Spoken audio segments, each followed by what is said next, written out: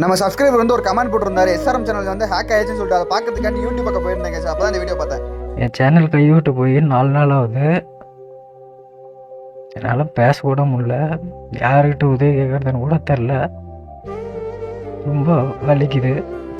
6 வருஷம் உழைப்பு. யார்கிட்டையோ உதவி கேட்டுட்டேன், என்னால் முடியல. எத்தனையோ பேருக்கு சேனல் ஹேக் ஆனால் நான் உதவி பண்ணியிருக்கேன். எனக்கு உதவி பண்ண யாரும் இல்லை.